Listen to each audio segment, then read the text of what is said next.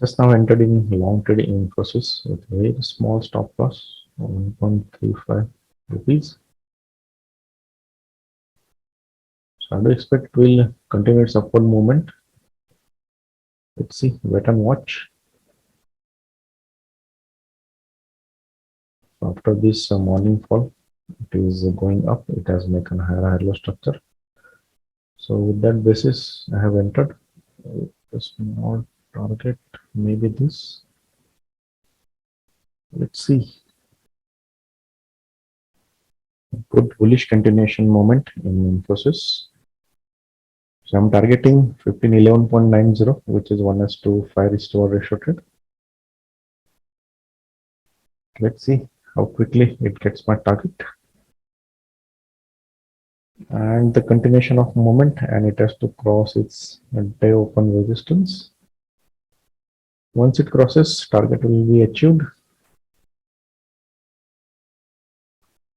About to break its day open resistance. So let's see, it will take my target seems in this candle. Okay.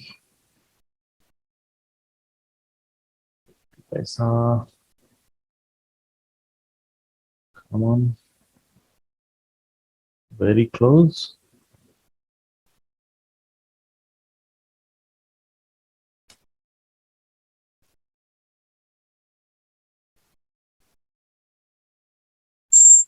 Okay. Achieved our target of 1:5 ratio trade.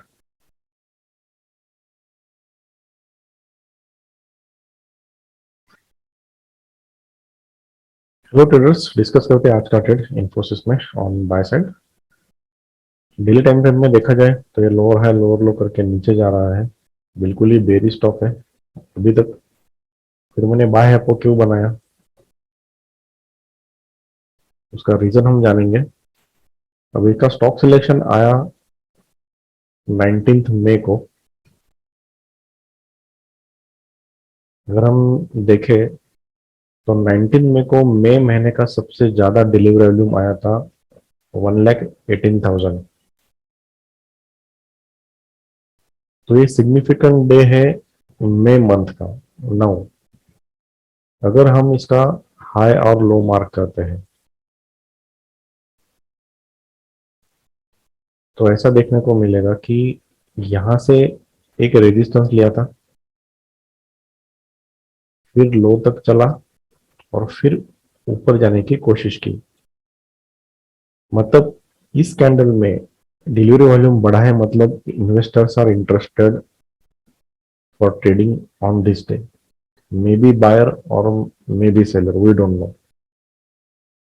अगर कोई monthly breakout आता है highest delivery volume, either if there are buyers in this candle, they will take the price like this. If there are sellers in this candle, then they will push the market or price like this. In this region, it was in sideways range because which was inside in this candle. Yesterday, with increased volume and delivery volume, it broken out this high. इससे हम ये conclude कर सकते हैं कि ये candle में दिख रहा है कि सेलर्स है, लेकिन इसमें सेलर शायद नहीं रहेंगे। अगर सेलर्स रहते तो ये जो कैंडल क्लोज हुआ था नीचे with increasing volume and delivery volume, तो सेलर्स को क्यों कुछ परेशानी थी क्या नीचे लेके जाने में प्राइस? कुछ नहीं। मतलब इस कैंडल में शायद सेलर्स नहीं है, शायद बायर्स हो सकते हैं, क्योंकि ये कैंडल देखो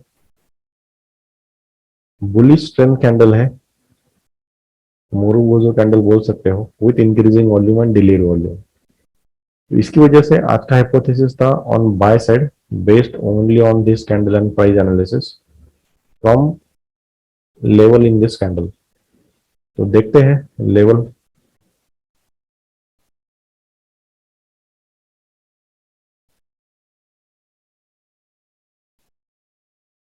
5 मिनट में देखेंगे तो इंपॉर्टेंट कैंडल तो ये था।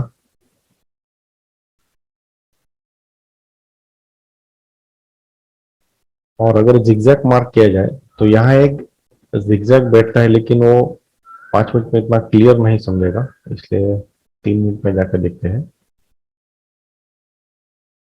बहुत ही सिंपल जिगजैग है, यहाँ से यहाँ जाएगा प्राइस, नीचे आएगा और ऊपर जाएगा।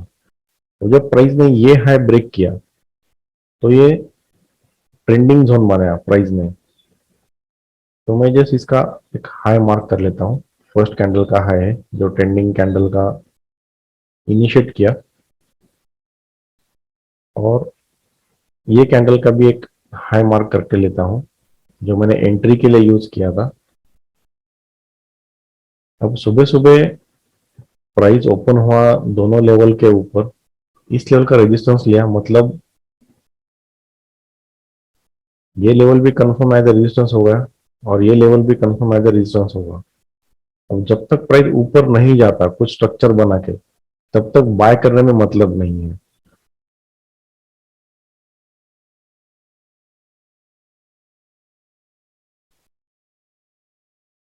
तो 5 मिनट में अगर देखा जाए तो ये कैंडल ने ये दोनों लेवल के ऊपर क्लोजिंग दे दिया था। 10:35 कैंडल था। तो यहां समझ में आ गया कि शायद प्राइस यहां से वापस गिरने के लिए तैयार नहीं है, क्योंकि स्ट्रक्चर भी हायर हाई हायर लो बन चुका था। तब मैंने डिसीजन लिया बाय का। अब ये लेवल है 5.20, तो मैंने ऑर्डर लगाया 5.3 का।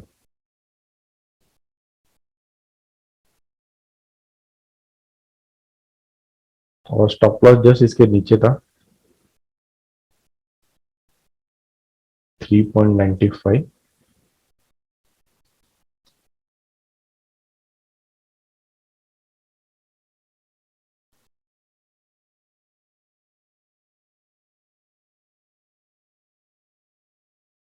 ये कैंडल में मेरा ऑर्डर ट्रिगर हुआ। एक देखिए 10:45 को कंफर्म हुआ था कि ये शायद सपोर्ट कंफर्म हो गए हैं। इसके बाद मैंने ऑर्डर लगाया और इमीडिएटली ऑर्डर एग्जीक्यूट हुआ exactly in this candle. Target 1:5 रखा था, 11.95, which was just within this week and below this resistance, क्योंकि यहाँ से नीचे आने का संभावना था और वही हुआ कि यहाँ से नीचे आ गया। प्लस स्कैल्पिंग ट्रेड भी बोल सकते हो, बहुत ही क्विकली टारगेट अचीव हुआ। होप सो आपको समझ में आया रहेगा मेरा इंटेन हाइपोथेसिस का मेथड। धन्यवाद।